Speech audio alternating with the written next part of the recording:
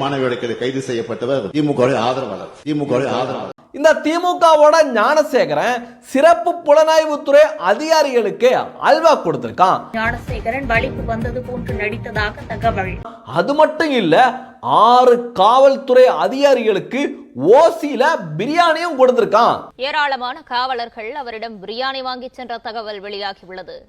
எடுக்கிறதே பிச்சை, இதுல அவசர. இந்த டங்ஸ்டன் விவகாரத்தை பத்தி பேசுறதுக்கு திமுகவுக்கு தகுதி இருக்கா அப்படின்னு பாத்தீங்கன்னா நிச்சயமா கிடையாது. டங்ஸ்டன் கொண்டு வருவதற்கு காரணமா இருந்ததே திமுக தான் அப்படிங்கிற ஆதாரங்கள் இன்னைக்கு வெளியாயிருக்கு.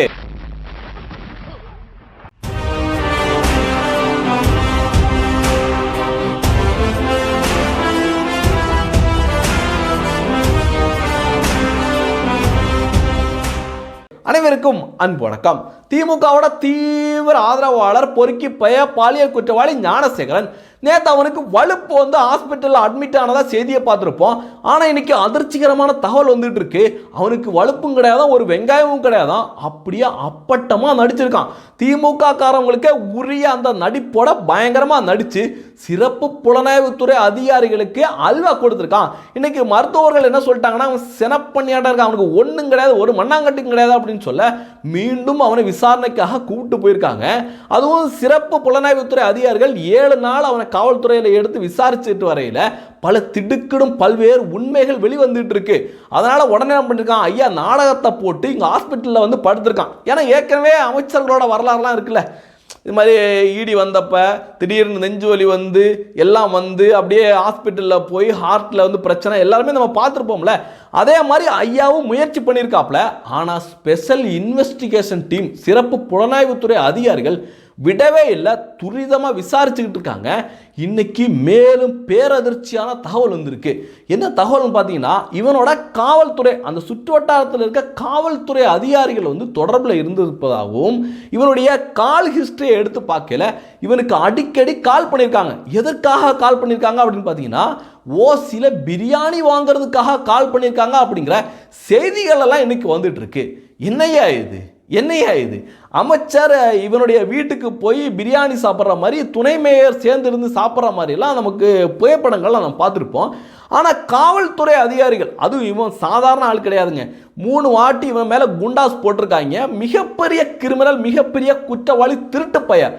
அப்படி இருந்து இந்த காவல்துறை அதிகாரிகள் இவன்கிட்ட போய் பிரியாணி வாங்கி சாப்பிடணும், அது ஓசியில் இவன் பிரியாணி கொடுத்துருக்கான்னா எதுக்காக கொடுப்பான்? சும்மா கொடுப்பானா?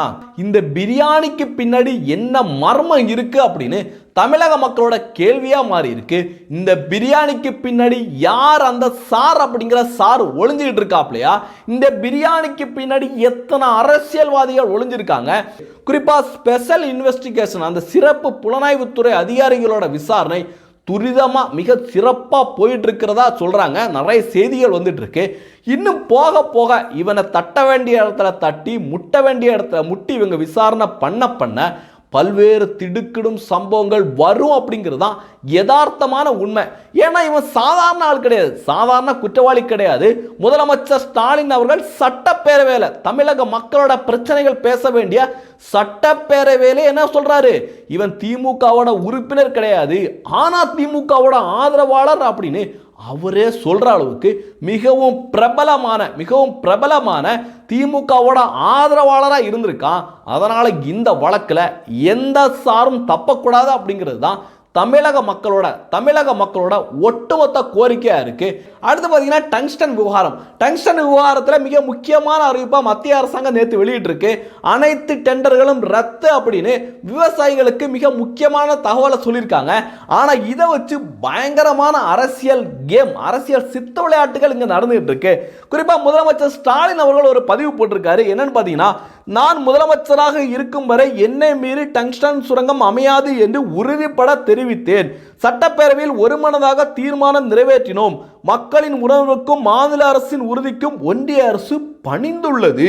இனி மாநில அரசின் இசைவு பெறாமல் இத்தகைய சுரங்க ஏல அறிவிப்புகளை ஒன்றிய அரசு வெளியிடக்கூடாது. மாநில உரிமைகளுக்கு எதிரான சட்டங்களுக்கு அதிமுகவும் துணை போகக்கூடாது அப்படின்னு ஒரு பதிவு போட்டிருக்காரு. இதை படிக்கையில் என்ன தோணும், அப்பா இந்த டங்ஸ்டன் விவகாரத்தில் திமுக காரவங்களுக்கும் இந்த திமுக அரசுக்கும் சுத்தமாக சம்பந்தமே கிடையாது அப்படிங்கிற மாதிரி நமக்கு தோணும். ஆனால் அது உண்மை கிடையாது. திமுக அரசாங்கம் தான் என்ன பண்ணியிருக்காங்க, இதற்கான டெண்டருக்கான அனுமதி கேட்டிருக்காங்க அப்படிங்கிற தகவலை நான் சொல்லலை, பிஜேபி காரங்க சொல்லலை, அண்ணாமலை அவர்கள் சொல்லலை. நியூ இந்தியன் எக்ஸ்பிரஸ்ல வந்த செய்தியே சொல்லியிருக்கு. இதை பாருங்க, திமுக அரசாங்கம் தான் என்ன பண்ணியிருக்காங்க, இதுக்கு டெண்டருக்கான இது கொடுக்கணும் அப்படின்னு சொல்லியிருக்காங்க. அது மட்டும் கிடையாது, மத்திய அரசாங்கம் அவங்களே டெண்டர் வச்சு இங்கேருந்து ஒரு விஷயத்தை எடுக்கவே முடியாது. மாநில அரசாங்கத்தோட ஒத்துழைப்பு இருந்தால் தான் பண்ண முடியும். அதுவும் பார்த்தீங்கன்னா இதை பற்றி கருத்து கேட்டிருக்காங்க. அந்த கருத்து கேட்குற இடத்துல கூட திமுக என்ன பண்ணியிருக்கு, அதற்கு கொஞ்சம் கூட எதிர்ப்பே தெரிவிக்காம எல்லாத்துக்கும் கண்மூடி ஓகே வந்தா ரைட்டு அப்படிங்கிற மாதிரி இருந்திருக்காங்க. ஆனா இன்னைக்கு பழிய தூக்கி என்ன போடுறாங்க, மத்திய அரசாங்கத்தின் மீது போடுறாங்க. இதை தமிழக பாரதிய ஜனதா கட்சி தலைவர் அண்ணாமலை அவர்கள் அன்னைக்கே சிறப்பான முறையில் விளக்கியிருக்காரு. அதையும் கேளுங்க.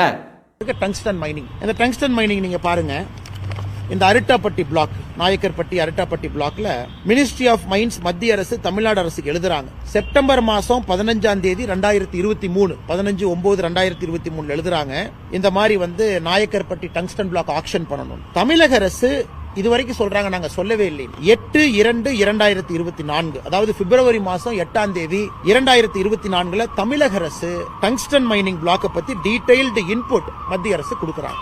யாரு கொடுக்கறாங்க, அதிகாரி பேரு கூட இருக்குங்க, நான் சொல்ல விரும்பல, ஏன்னா அந்த அதிகாரி மேல இவங்க எல்லாம் தாவுவாங்க தமிழக அரசு. அதன் பிறகு அந்த இன்புட் எல்லாம் வச்சுதான் மத்திய அரசு 2வது டிரான்ச் 4வது டிரான்ச்ல இந்த மைனிங்கை கொண்டு வர்றாங்க. பிரிஃபர்ட் பிட்டர் நவம்பர் 7ஆம் தேதி 2024 வர்றாங்க. இதெல்லாம் ஆன பிறகு 10 மாதம் கழித்து பிரச்சனையான பிறகு தமிழக அரசு என்ன சொல்றாங்கன்னா, எங்களுக்கு சம்பந்தமே இல்லைங்க. கிட்டத்தட்ட 1 வருடம் 2 மாத காலம் இருந்தும் கூட எங்கேயும் கூட அப்ஜெக்டே பண்ணலீங்க, எங்கேயும் கூட வேண்டாம் என்று சொல்லல. இதுல அண்ணாமலை அவர்கள் சொல்ற மாதிரி டங்ஸ்டன் விவகாரத்தில் திமுக ஒட்டுமொத்த தவறையும் செஞ்சுட்டு இன்னைக்கு மத்திய அரசாங்கத்தின் மீது பழி போறதுக்கு பயங்கரமான பிம்பத்தை கட்டமைக்கிறாங்க.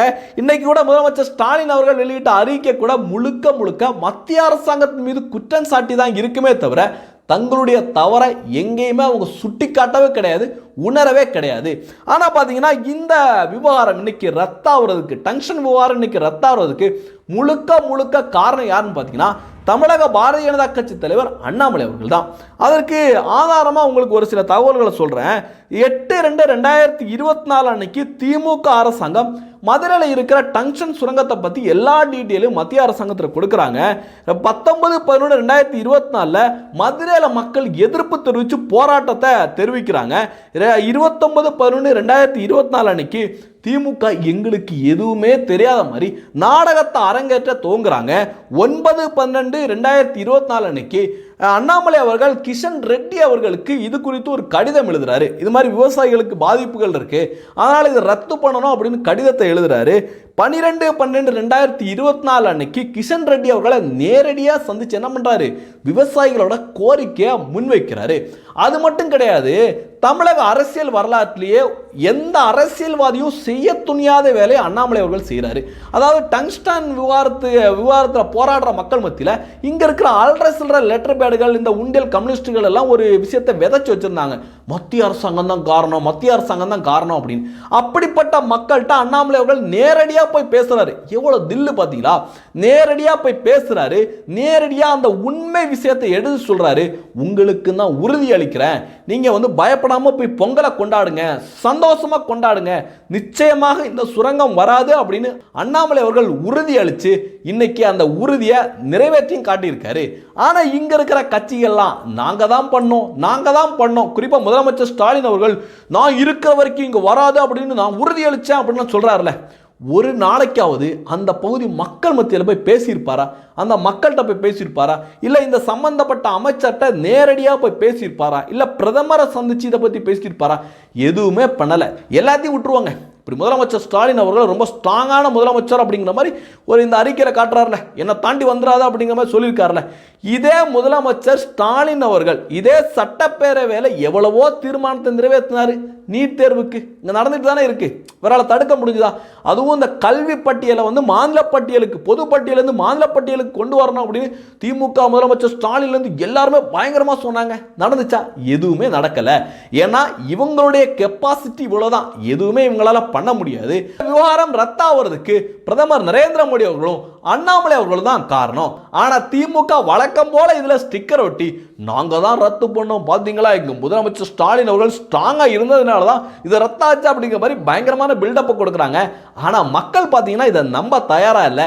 நேத்து கூட அந்த பகுதியை சேர்ந்த ஒரு இஸ்லாமிய சகோதரர் பேட்டி கொடுக்கல, நாங்க அண்ணாமலை அவர்களை நம்பணும், அவர் சொன்னதுனால தான் நாங்க வந்து ரொம்ப நிம்மதியா இருந்தோம் அப்படின்னு அவர் சொல்றதையே கேளுங்க.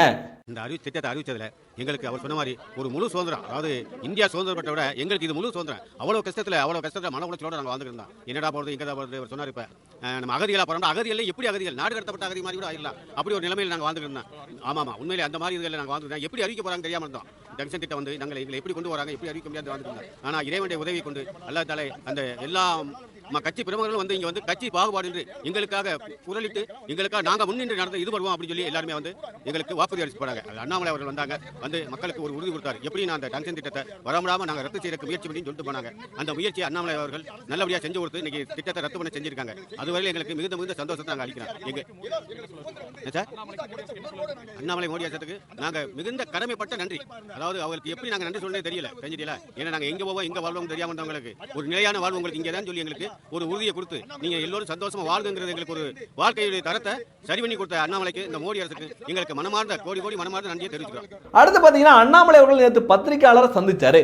அந்த பத்திரிகையாளர் சந்திப்புல இந்த கச்சத்தீவை தாரை வார்த்ததுக்காக திமுக காங்கிரஸ் கூட்டணி தமிழக மக்கள் மத்தியில் ஒவ்வொரு வீடா போய் மன்னிப்பு கேட்கணும் அப்படிங்கிறத அண்ணாமலை அவர்கள் சொல்லியிருக்காரு. ஏன்னா கொஞ்ச நாளைக்கு முன்னாடி செல்வ பெருந்தகை என்ன சொன்னாரு, கச்சத்தீவை இந்திரா காந்தி தாரை வார்த்தது அரசியல் ராஜதந்திரம் அப்படின்னு சொன்னாரு. அதை அண்ணாமலை அவர்கள் இன்னைக்கு போட்டு நொறுக்குன்னு நொறுக்கியிருக்காரு. என்னை காங்கிரஸ் கட்சியினுடைய தமிழ்நாடு தலைவர் சொல்வது ஸ்ட்ராட்டஜிக் மேனுவர், ராஜதந்திரம், இது முட்டாள்தனம், இது போன்ற வாதத்தில் வைக்கிறாங்க. கச்சத்தீவை பொறுத்த வரைக்கும் இன்னைக்கு மறுபடியும் அவங்க என்ன சொல்றாங்கன்னா, நான் கச்சத்தீவை கொடுத்தனாலதான். சரி, கச்சத்தீவை நீங்க கொடுத்தீங்க, அரசியலமைப்பு சட்டம் என்ன சொல்லுது? ஒரு நாட்டினுடைய எல்லையை திருத்த வேண்டும் என்றால் அரசியலமைப்பு சட்டத்தில் ஆர்டிகல் 1ல திருத்தம் கொண்டு வரணும். கச்சத்தீவு கொடுப்பதற்கு ஆர்டிகல் 1ல திருத்தம் கொண்டு வந்தீங்களா? இல்லை. அரசியலமைப்பு சட்டத்தில் எந்த விதமான திருத்தமே கொண்டு வராம சுயலாபத்திற்காக தான் ஒரு பெரிய ஒரு இந்திய தேசத்தினுடைய பிரதமர், பக்கத்து நாட்டு பிரதமர்கள்லாம் உங்களுக்கு ஒரு நட்புறவோடு இருக்கணும், அப்பதான் நீங்க கோலோச்ச முடியுங்கிற ஒரே காரணத்திற்காக கொடுக்கப்பட்டதான் கச்சத்தீவு. கச்சத்தீவு கொடுத்தனால நமக்கு ரிட்டர்ன் என்ன வந்துச்சு? ஒன்றும் வரல, இன்னைக்கு வரைக்கும் வரப்போவதும் இல்லை. கச்சத்தீவு கொடுத்தனால இந்தியாவுடைய பவுண்டரியை செயற்கையா சுருக்கிட்டோம். அதன் மூலம் இன்டர்நேஷனல் பார்டர் சேஞ்ச் ஆனனால நெடுந்தீவு வரைக்கும் நம்முடைய மீனவர்கள் ஒரு காலத்தில் போயிட்டு இருந்தாங்க. ஏன் நெடுந்தீவில் இருக்கக்கூடிய பசுமாட்டினுடைய பால் தான் ராமநாதபுரத்தில் இருக்கக்கூடிய ராமநாத சுவாமி கோவிலுக்கு வரக்கூடிய பசும்பால், நெடுந்தீவனுடைய மாட்டிலிருந்து வரக்கூடிய பால், பசுவிலிருந்து வரக்கூடிய பால். இது ஆண்டாண்டு காலமா இருந்துச்சு. கச்சத்தீவு கொடுத்த பிறகு, எல்லையெல்லாம் மாத்தின பிறகு, பவுண்டரியே விட்டு கொடுத்த பிறகு என்ன லாஜிக் பேசிட்டு இருக்காங்க? மீனவர்களுடைய எல்லை சுருங்கிருச்சு. அது கச்சத்தீவில் அது மட்டும் இல்ல, செல்ல பெருந்தகை இன்னொன்னு புரிஞ்சுக்கணும். கச்சத்தீவில் 2 துரோகம் பண்ணீங்க. ஃபர்ஸ்ட் கொடுக்கப்பட்ட பொழுது கச்சத்தீவை கொடுத்தீங்க, அதுல மீன் வலையை உலர்த்திக் கொள்ளலாம் இருந்துச்சு. ஒரு வருஷம் கழிச்சு ஆர்டிகல் 6 அதை அமெண்ட் பண்ணி அங்கே மீனவர்கள் தங்களுடைய வலையை கூட உலர்த்துவதற்கு வாய்ப்பு இல்லைன்னு அதையும் மாத்திட்டீங்க. அதை யார் தீர்மானம் போட்டாங்கன்னா ஃபாரின் செக்ரட்டரி. முதல் முறையாக இந்த நாட்டினுடைய வெளியுறவுத்துறை செயலாளரும் ஸ்ரீலங்காவுடைய வெளியுறவுத்துறை செயலாளரும் 2 பேர் சேர்ந்து ஆர்டிகல் 6 ரத்து பண்ணிட்டாங்க. கச்சத்தீவை கொடுத்தது மாபெரும் தவறு. கொடுக்கும் போது விவசாய குறிப்பா மீனவ சொந்தங்கள்கிட்ட இல்ல தீவு கொடுத்தாலும் பரவாயில்ல, ஆனா நீங்க வலைய போட்டுக்கலாங்கிறதுக்காக டிராமா பண்ணீங்க. ஒரு வருடம் கழித்து the rights to put fishermen net அதுவும் போயிடுச்சு. பாபா அட்டாமிக் ரிசர்ச் சென்டருக்கும் கச்சத்தீவுக்கு என்ன சம்பந்தம்? காதல எப்படி எல்லாம் பூ சுத்துறாங்க. கச்சத்தீவு கொடுத்ததற்கு நியாயமாக காங்கிரஸ் கட்சியும் திமுகவும் தமிழகத்துல ஒருவருடைய வீட்டுக்கு போய் மன்னிப்பு கேட்கணும். ஒரு வீட்டுக்கும் ஏறி இறங்கி மன்னிப்பு கேட்கணும். ஆனா இன்னைக்கு தைரியமா பேசுறாங்கன்னா சரித்திரமும் புரியவில்லை. ராஜதந்திரம்னு ஒரு வார்த்தை, ராஜதந்திரத்தை பத்தி பேசுற ஆட்களை பாரு. அடுத்து பார்த்தீங்கன்னா முதலமைச்சர் ஸ்டாலின் அவர்களுடைய பொய் இன்னைக்கு அம்பலப்பட்டு நிற்குது. அதாவது 2023 13/9/2023 அன்னைக்கு என்ன சொல்லியிருக்காருன்னா, 100 விழுக்காடு நாங்கள் என்ன பண்ணிட்டோம், எல்லா வாக்குறுதியும் நிறைவேற்றிட்டோம் அப்படின்னு ஸ்டேட்மெண்ட்டை கொடுத்துருக்காரு. இன்னும் சொல்லுகிறேன், 199% இதுவரையில் நாம் நம் தந்த வாக்குறுதி நிறைவேற்றிருக்கிறோம். மிச்சம் இருக்கக்கூடிய 1% வருகிற செப்டம்பர் 15ஆம் தேதி 100% நிறைவேற்றக்கூடிய திட்டமாகத்தான் மகளிர் உரிமை தொகை திட்டம் நிறைவேற்றப்பட இருக்கிறது என்பதையும் நான் இங்கே மகிழ்ச்சியோடு தெரிவித்துக் கொள்ள விரும்புகிறேன். ஆனா இப்ப பாத்தீங்கன்னா 22/1/2025 அன்னைக்குன்னு சொல்றாருன்னா நாங்க 505 வாக்குறுதிகளை நாங்க கொடுத்திருந்தோம், அதுல 389 வாக்குறுதிகளை நாங்க நிறைவேற்றிட்டோம் அப்படின்னு ஸ்டேட்மெண்ட்டை கொடுத்திருக்காரு. 2021 சட்டமன்ற தேர்தலுக்கு திராவிட முன்னேற்ற கழகத்தின் சார்பில் கொடுத்த வாக்குறுதிகள் எவ்வளவு? 505. அந்த 505 வாக்குறுதிகள்ல 389 வாக்குறுதிகளை நிறைவேற்றியிருக்கிறோம். இது மிச்சம் இருப்பது எவ்வளவு? 116. ஆக இன்னும் 114 வாக்குறுதிகளை நிறைவேற்றணும். அதை கணக்கு பண்ணி பார்த்தோம்னா 77 விழுக்காடு தான் வாக்குறுதி வருது. அப்படி இருக்கையில் அன்னைக்கு 100 விழுக்காடுன்னு ஏன் சொன்னாரு, இன்னைக்கு ஏன் இப்படி சொல்றாரு, இதுல எதுதாயா உண்மை அப்படின்னு தமிழக மக்கள் இன்னைக்கு கேள்வி கேட்க தொடங்கியிருக்காங்க. இது சம்பந்தமா பத்திரிகையாளர் சந்திப்பில் அண்ணாமலை அவர்கள்ட்ட செய்தியாளர்கள் கேள்வி கேட்க அண்ணாமலை அவர்கள் ரொம்ப சூப்பரான பதிலடியை கொடுத்தாரு. வெள்ளை அறிக்கை, எப்பா எதுக்கு எடுத்தாலும் வெள்ளை பேப்பரை தூக்கிட்டு வருவாங்கல்ல, இதுக்கு ஒரு வெள்ளை அறிக்கை கொடுக்க சொல்லுங்க அப்படின்னு அண்ணாமலை அவர்கள் போடுன்னு போட்டிருக்காரு.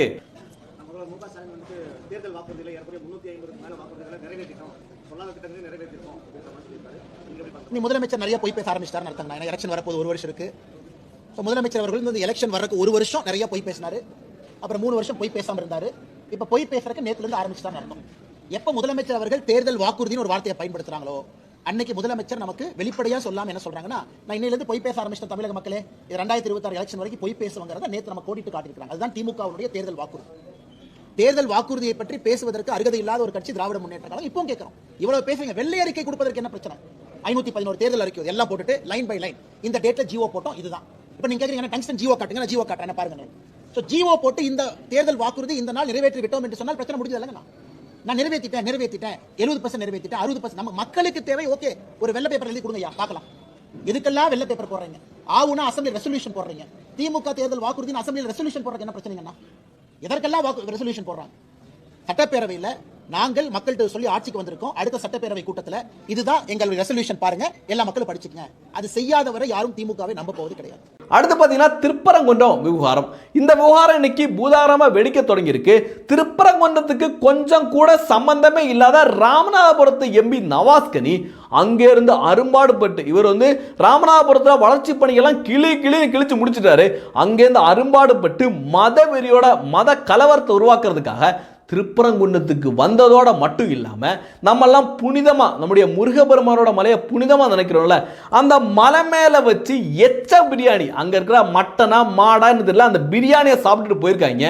அது இன்னைக்கு இந்துக்கள் மத்தியில் மிகப்பெரிய கொதிப்பை ஏற்படுத்தியிருக்கு. உணர்வுள்ள இந்துக்கள் மத்தியில் மட்டும்தான் கொதிப்பை ஏற்படுத்தியிருக்கு. ஆனால் இந்த திராவிட இந்துக்கள் மத்தியில் இன்னமும் சாம்பார் மாதிரி எரும மாட்டு மேலே மழை பெஞ்ச மாதிரி தான் இருந்துட்டு இருக்காங்க. ஏன்னா முருகபெருமானுக்கு நாங்கள் நடந்து போகிறோம், நாங்கள் அவருக்கு மாலை போட்டுட்டு போகிறோம், முருகபெருமான் எங்களுடைய தமிழ் கடவுள் அப்படிலாம் பேசுகிறாங்கல்ல. இந்த விவகாரத்துக்கு ஒருத்தங்க கூட வாய் திறக்கலைங்க, ஒருத்தங்க கூட வாய் திறக்கல. நீ எந்த கட்சியாரு, நீ எவனா இரு, எங்கேயோ இருந்துட்டு போ, ஆனால் அது முக்கியம் கிடையாது. ஆனால் நீ வணங்குற தெய்வத்துக்கு, நீ வணங்குற அந்த நம்பிக்கைக்கு ஒருத்தவன் இடையூறா இருக்கானா குரல் கொடுக்கணுமா வேண்டாமா? நிச்சயமாக இந்த நிலைமை மாற வேண்டும். அனைத்து இந்துக்களும் ஜாதி எந்த கட்சி எல்லாத்தையும் மறந்துட்டு திருப்பரங்குன்றம் நம்முடைய முருகன் மலையை மீட்கிறதுக்காக ஒன்றிணையணும். அப்பதான் வெற்றி கிடைக்கும். இந்த தகவல்களை பத்தி நீங்க என்ன நினைக்கிறீங்க அப்படிங்கிறதையும் பதிவு பண்ணுங்க. நன்றி. ஜெய்ஹிந்த். வந்தே மாதரம்.